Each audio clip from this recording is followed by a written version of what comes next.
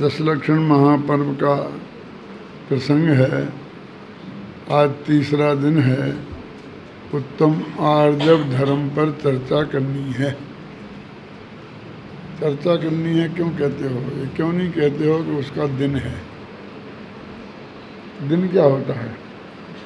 कोई हमारे पिताजी का स्वर्गवास हो गया था कि उसका उनका दिन है आज। ये दसई धर्म 24 घंटा और 12 महीना धारण करने के हैं। ऐसा कोई दिन नहीं होता कि आज गुस्सा नहीं करने का दिन है, कल घमंड नहीं करने का दिन है और आज छल कपट करने का नहीं दिन है। तो क्या साल में एक दिन एक धर्म पालना है? तो फिर क्या है कि हम एक दिन तो कम से कम बरस में उसकी चर्चा करें गहराई से, हैं? उसको समझने का दिन है। हम तो उसे पालने का दिन समझते हैं, है ना? धर्म पाला नहीं जाता है, धर्म पलता है। ख्याल में है ना? वो तो हमारे जीवन की चीज है। वो जीवन भर धारण किया जाता है। धारयतीति धर्म, जिसे हम धारण करें उसे धर्म बोलते हैं। तो आर्जव धर्म क्या है कि ऋजोर्भावः आर्जवः, सरलता का नाम आर्जव है। कि सरलता क्या? तो उन्होंने कहा माया कसाय का नहीं होना, इसका नाम आर्जव धर्म है। आरंभ के 4 धर्मों को आचार्य देव ने क्रमशा क्रोध, मान, माया और लोभ, इन 4 कसायों के अभाव रूप बताया, है ना? तो आज ये तीसरा जो आर्जव धर्म है, ये माया कसाय के अभाव रूप होता है। इसलिए हमको आर्जव धर्म और माया कसाय को आज समझना है। इस धर्म के संबंध में भी समझने में हम बहुत गलती करते हैं। जो ताकतवर व्यक्ति होते हैं वे अपने सब काम सख्ती से करना चाहते हैं, है ना? और कोई आदमी उसमें बाधक बने तो उस पर क्रोध करते हैं और सबसे हम बड़े बनना चाहते हैं। लेकिन जो व्यक्ति कमज़ोर होता है वो छल कपट से, मायाचार से अपने काम सिद्ध करना चाहता है। इसलिए उसकी प्रवृत्ति अपने से जो बड़े लोग होते हैं ना, उनको आपस में भिड़ा देने की होती है। किसी आदमी से उसे तकलीफ है तो उसके सामने स्वयं तो टकरा नहीं सकता, तो उसी की बराबरी का या उससे भी ताकतवर कोई व्यक्ति हो तो उसको जाके भिड़ाएगा कि वो तुम्हारे विरुद्ध ऐसा बोलता था, ऐसा बोलता था, ऐसा बोलता था। उसे उत्तेजित करेगा कि इसका उसका झगड़ा हो जाए तो ये दोनों निबट जाएं। उसकी प्रवृत्ति मायाचार के माध्यम से अपने काम को सिद्ध करने की होती है। अब 2 व्यक्तियों के बीच में उसने जो मायाचार किया है, यदि वो खुल जाए तो फिर उसकी क्या दशा होगी, सोचो आप। क्यों कि वो एक से भी नहीं टकरा सकता था, और जब उन दोनों को मालूम पड़ेगा कि ये हमको भिड़ा करके ऐसा काम करना चाहता था, तो उसकी एक की जगह 2 शत्रु हो गए और वे बलवान, तो उसकी क्या दशा होगी इसकी कल्पना हम कर सकते हैं। हमें क्या क्या ज़रूरत है, उसको भी इस बात की कल्पना होती है ना। इसलिए वो चाहता है कि उस बात को मैं छिपा के रखूं। लेकिन छिपाना इतना आसान थोड़ी है। छल के माध्यम से हम कुछ लोगों को एक आध बार धोखे में रख सकते हैं, सबको और सदा नहीं। तो जब वो बात प्रकट होगी, वो तो तब जो दुख होगा उसकी बात तो अलग है, लेकिन वो 24 घंटे सशंक रहता है कि बात खुल गई तो क्या होगा। इस डर के मारे वो 24 घंटा आतंकित रहता है, उसका चित्त शांत नहीं रहता है, भयाक्रांत रहता है। और भयाक्रांत व्यक्ति कोई महान काम नहीं कर सकता, उसकी सारी शक्ति दिन रात उसी में खर्च होती है। इसलिए मायाचार भी कम खतरनाक नहीं है। अकेली बात ऐसी नहीं है कि हम अपने किसी प्रयोजन को सिद्ध करने के लिए ही मायाचारी करते हैं। कुछ लोग मनोरंजन के लिए भी मायाचारी करते हैं। और कभी कभी हंसी मजाक में मनोरंजन करने के लिए ऐसी बात कर देते हैं कि जिससे बहुत अनर्थ खड़े हो जाते हैं। कुछ लोगों का स्वभाव यहाँ से वहाँ भिड़ाने का होता है, बिना ही मतलब के।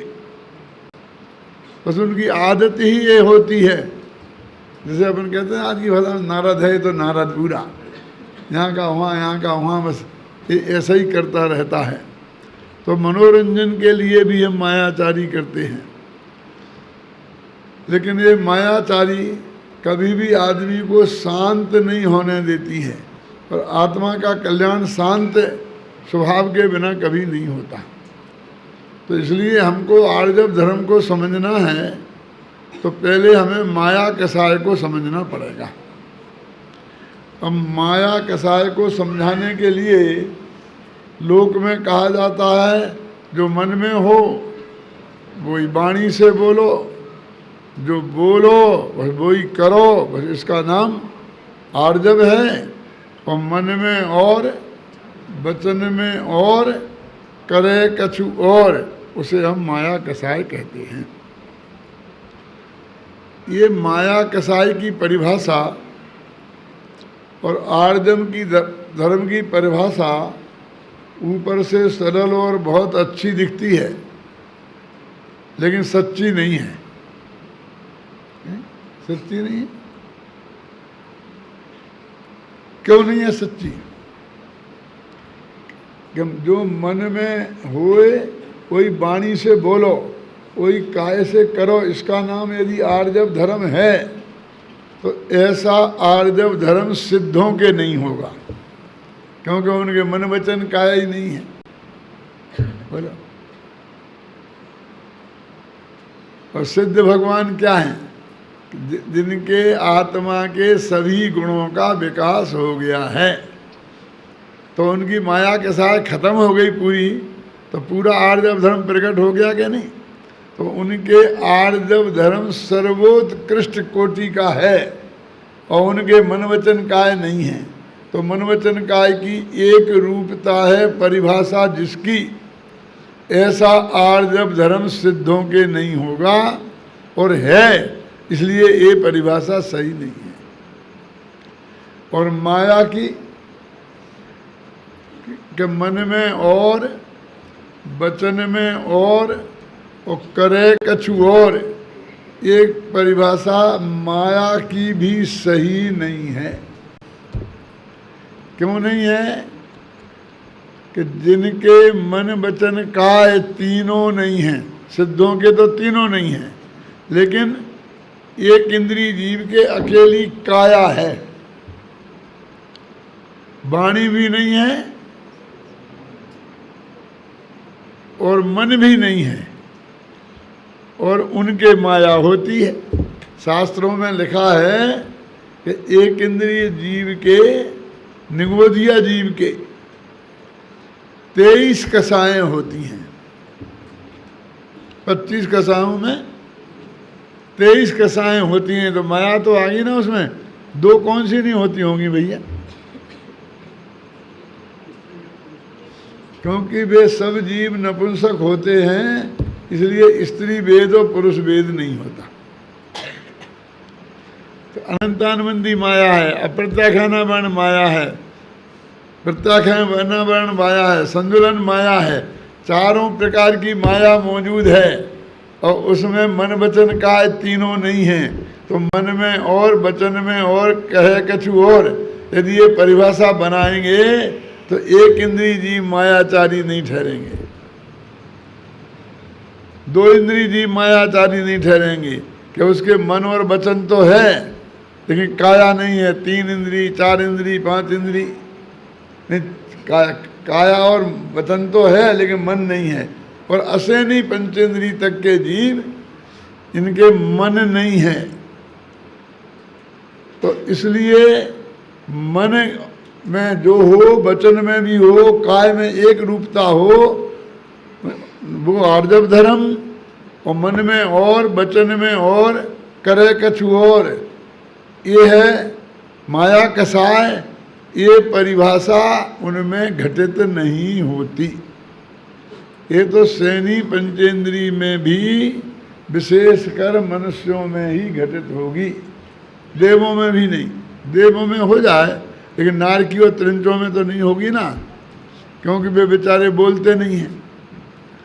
वाणी का योग है, आवाज निकलती है लेकिन बोलते नहीं है ना। तो मायाचार की परिभाषा और आर्जव धर्म की परिभाषा कोई अलग होनी चाहिए ना। कि साहब हम क्या करें, पूजन में भी तो यही लिखा है ना, मन में हुए सो बचन उचरिए, बचन हुए सो तन सो करिए, लिखा ना। उनने भी यही लिखा कि जो तुम्हारे मन में हो वैसा ही बोलना, और जो बोलो वैसा ही करना। ये लिखा है कविराज पूजनकार ने, दयानंद राय ने। लेकिन मैं ये बात मुझे पसंद नहीं है। मेरी सलाह तो कुछ और है कि मन में हुए सो मन में रखिए। क्यों? क्योंकि हमारे मन वचन काय उतने पवित्र नहीं है। हमारे मन बहुत गंदे हैं, उनमें बहुत महापाप है। अब क्या दुनिया में बहुत पाप हो गया, बहुत पाप हो गया। अरे भाई साहब, अभी तुमने बहुत पाप देखे कहाँ हैं? ये दुनिया में जो दिखाई देते हैं ये तो अनंत महाभाग हैं। क्योंकि हमारे मन में जितना पाप भाव है वो वाणी में व्यक्त नहीं हो सकता, और जो वाणी में जितना पाप है वो काया में व्यक्त नहीं हो सकता। जो हमारे मन में है यदि वो वाणी में हम बोल दें तो ये जगत में कोलाहल मच जाएगा भाई साहब, और यदि क्रिया में कर दें तो प्रलय हो जाएगा। क्यों? मैं आपसे पूछता हूं, ऐसी कौन माँ बहन है जिसे देखकर किसी ना किसी नालायक को उसके प्रति खोटा भाव नहीं आया हो? बोलो, कुरूप से कुरूप हो। इन लाखों करोड़ों लोगों में एकाध ना एकाध व्यक्ति तो ऐसा मिल ही जाएगा ना। और जो बात उसके मन में आई और वो वाणी में बोल देता तो क्या होता, वो कर गुजरता तो कौन सी माँ बहन की इज्जत बचती?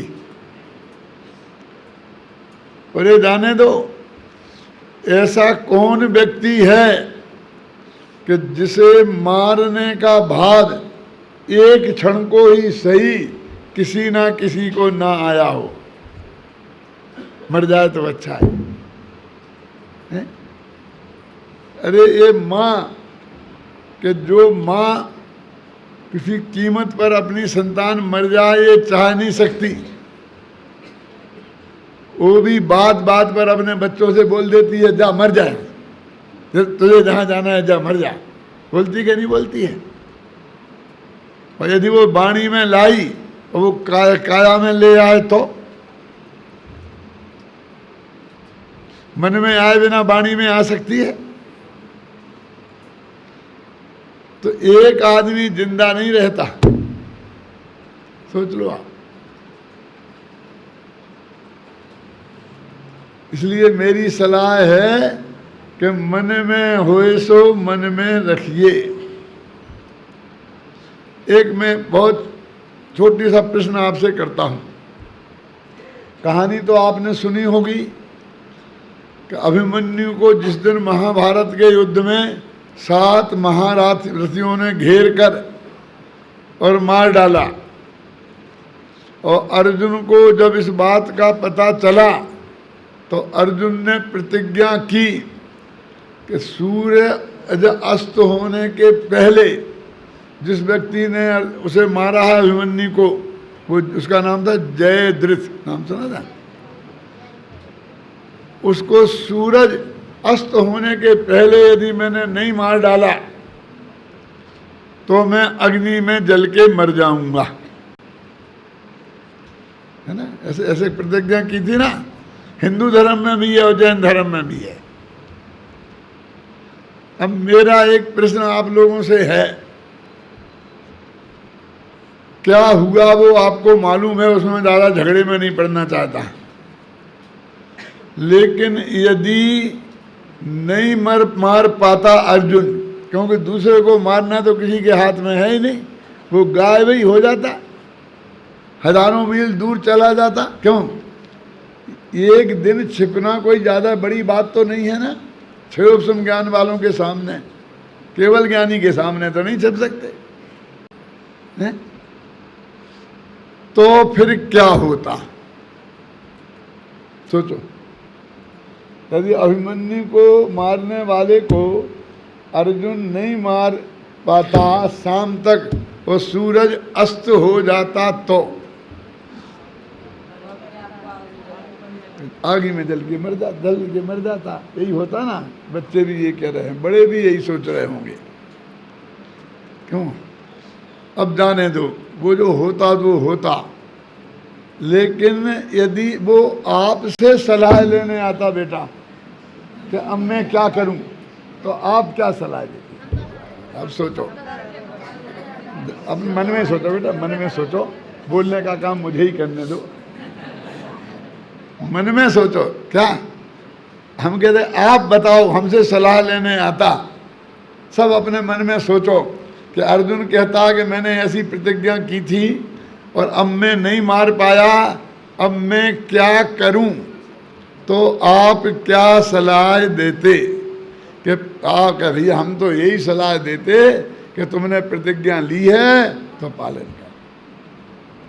प्रतिज्ञा भंग करने का बहुत दोष है। टोटेमल जी ने भी लिखा है मुख्यमंत्री का। क्यों? प्रतिज्ञा नहीं लेने का उतना दोष नहीं है, लेकिन प्रतिज्ञा लो तो उसे पालन करना चाहिए। और महापुरुष तो है ना, रघुकुल रीति सदा चले आई, और प्राण जाए पर वचन न जाई। क्यों? ठीक है ना? अपन सब एक मत हो गए, लेकिन मेरा विरोध है। यदि मेरे पास अर्जुन आता और पूछता कि भाई साहब अब मैं क्या करूं, तो मैं ये बिल्कुल सलाह नहीं देता कि तुम अग्नि में जल के मर जाओ। बोलो, वो प्रतिज्ञा भंग करना अग्नि में जलकर मरने, आत्महत्या करने से बड़ा पाप है। अब सोचो, अरे भाई, तूने ऐसी प्रतिज्ञा ली क्यों? हम तो एक कहते हैं, लेना ही नहीं चाहिए था। तू तो अपने को जगत का नियंता समझता है। ये हमारे पुराने जमाने के राजाओं में इतना अज्ञान कैसे था, मेरी समझ में नहीं आता। जिसके पास जाओ, जो चाहो सो मांग लो, हम तुमसे खुश हैं। क्यों? जैसे सारे जगत का कर्ता धर्ता यही है। वो चक्रवर्ती सम्राट का राज्य मांग ले तो क्यों? सब कुछ इसके हाथ में है। ये कितना अभिमान का द्योतक बात है। राजा दशरथ ने भी कह दिया था ना कैकेयी से, हम तुमसे बहुत खुश हैं, जो चाहो सो मांग लो। चलो, वो मांग लेती और वो दे देते, हमें कोई ऐतराज नहीं है। लेकिन उसने कहा कि मेरे वचन आप रखो, अपने धरो उसमें तिजोरी में संभाल के, जब मौका होगा तब मांग लूंगी। कि जाओ, जब चाहो तब मांग लेना। माने आज भी मैं सब कुछ समर्थ हूं, क्यों? और कल भी रहूंगा। कल मेरी हालत ऐसी हुई नहीं कि जो तू मांगे मैं दे सकूं, तो क्या होगा? ऐसी प्रतिज्ञा करने वालों की वही दुर्दशा होती है, जिससे सारी रामायण बन गई, इतनी लंबी चौड़ी 700 पेज की है? मेरा मतलब समझे कि नहीं समझे? कि ये समझते क्या थे अपने आप को? अरे तू खुश हो गया है तो जो देना है दे देना, झगड़ा खत्म, तत्काल निपटा। अरे तुम्हें बच्चों को इनाम देना है, 100 रुपया देना है, 100 रुपया, 1000 दे दो ना, जब देना है मांग ले। ये ऐसे अभिमान की बातें क्यों करते हो?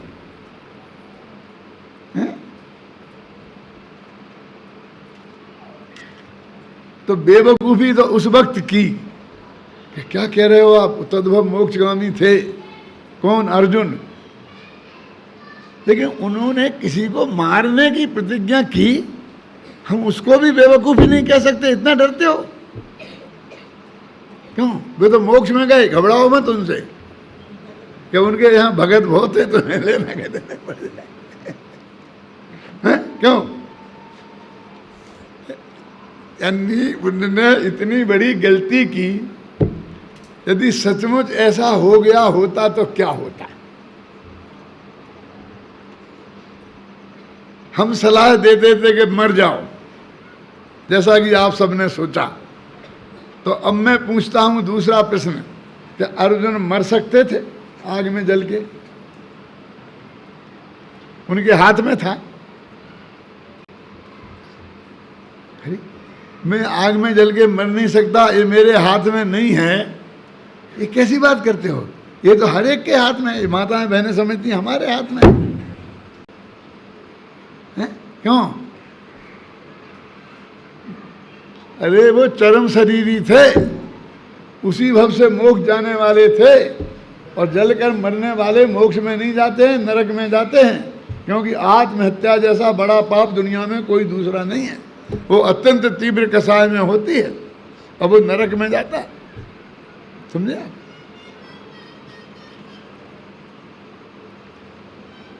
तो जो उनके हाथ में ही नहीं था आग में जल के मरना, अब वो प्रतिज्ञा ली और हमसे पूछते हैं कि मैं क्या करूं? अरे जो तुम कर ही नहीं सकते हो, हमसे पूछने की बात क्या है? आगे समझना। परम शरीरी आग में जल के मर सकता है? वज्र विशद नाराज सेनन वाला आग में जल के मर सकता है? उनके हाथ में ही नहीं था, तो उन्हें मेरी सलाह माननी पड़ती। सलाह माननी क्या पड़ती? वो मर ही नहीं सकते थे, तो फिर आप क्या सलाह देते कि भैया तुम मरो मत, दीक्षा ले लो। समझ में आया कि नहीं आया? तो आखिर में यही तो करते। और हुआ क्या? अब थोड़ा उस पर भी विचार कर लें। उनके यहाँ तो एक भगवान थे, तो उनने घंटे आध घंटे को सूरज को रोक दिया। क्यों? सूरज को डूबने नहीं दिया। सूरज तो डूबे ही जैसा गया था, अपने रोजाना के हिसाब से डूब गया था, लेकिन वो श्री कृष्ण भगवान ने रोक दिया। क्यों? अब अपने भगवान तो ऐसा कुछ करते नहीं हैं, वे यहाँ हैं ही नहीं, मोक्ष में चले गए। वे करता धरता हैं ही नहीं, और होते तो भी नहीं करते। उन पे महा उपसर्ग होता तो भी कुछ नहीं करते। क्यों?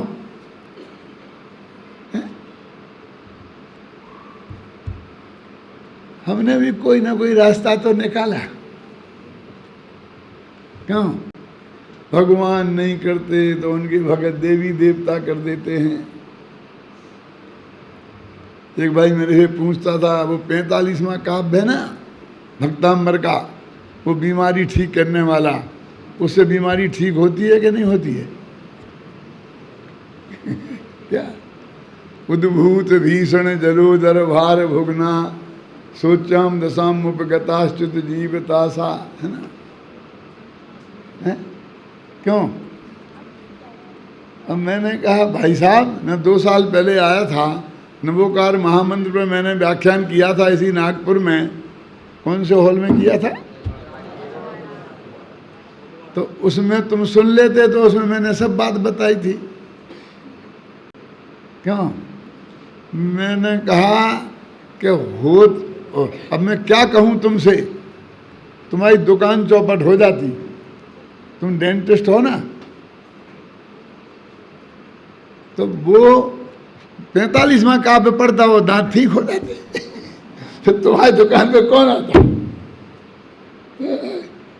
अरे ये नहीं होता है, ये अच्छी बात है कि हो जाता है, ये अच्छी बात है। और हो जाता भैया तो इस दुनिया में सारी बीमारियां ठीक कर दो ना, इतने अस्पतालों की जरूरत क्या है? गवर्नमेंट तुमको भारत रत्न की पदवी देगी, क्योंकि उसका दवाइयों पे कितना खर्चा हो रहा है। मैं ज़्यादा चर्चा आर्जव धर्म के दिन नहीं करना चाहता हूँ, क्योंकि आर्जव धर्म रह जाएगा, है? समझ लो आप। तो हमारा रास्ता निकाला कि देवताओं ने क्या किया कि खूब घने बादल लाकर सूरज के ऊपर कर दिए कि दुनिया को ऐसा लगा कि रात हो गई। क्या? और जयद्रथ को भी ऐसा लगा कि रात हो गई, तो वो बाहर निकल आया, और बाहर निकल आया तो वे बादल हटा दिए, और अर्जुन से कहा, अर्जुन देख वो बाहर निकल आया, मार, और फटाफट उसे मरवा दिया।